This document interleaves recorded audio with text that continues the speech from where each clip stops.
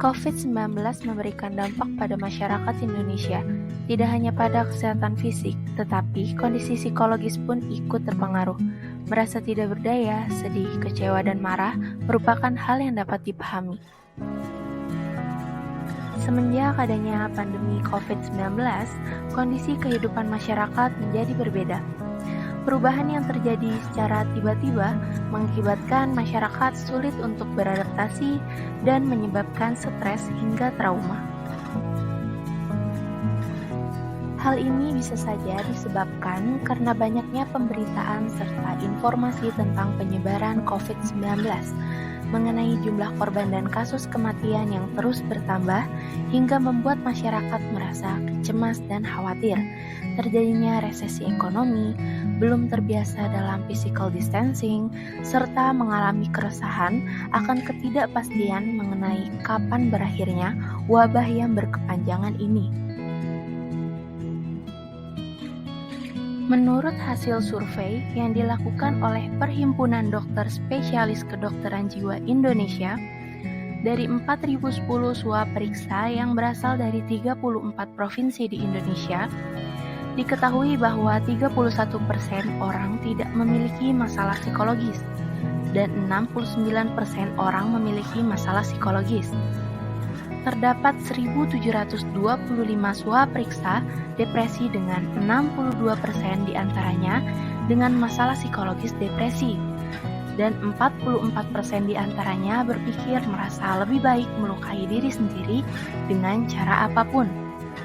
Masalah psikologis terbanyak ditemukan pada kelompok usia 17-29 tahun dan lebih dari 60 tahun, serta 71% wanita dan 29% pria.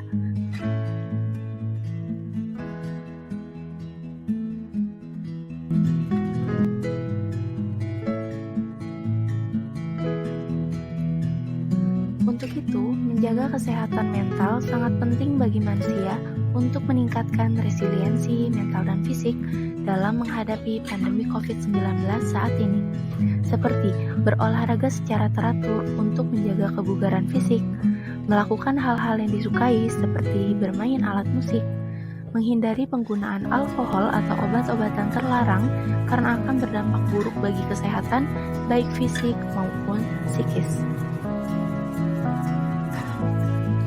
Lalu, menggunakan sosial media secara bijak dengan menyebarkan hal-hal positif dan tidak menerima berita dengan sangat cepat. Makan makanan yang memiliki asupan gizi seimbang dan makan tepat waktu. Kita sebagai warga negara Indonesia yang menjunjung tinggi nilai persatuan dan kesatuan, maka seharusnya dapat bersatu secara utuh untuk hidup bersama. Indonesia memiliki semboyan Bhinneka Tunggal Ika yang harus dirawat sampai kapanpun.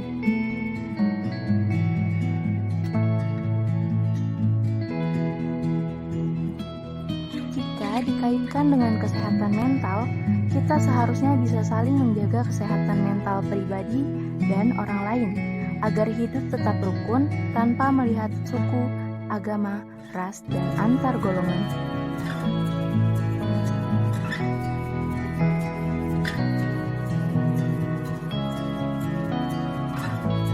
Apabila terdapat seseorang yang belum bisa melakukan aktivitas seperti biasa karena gangguan kesehatan mental yang dimilikinya, maka kita harus menenangkannya dan menolongnya.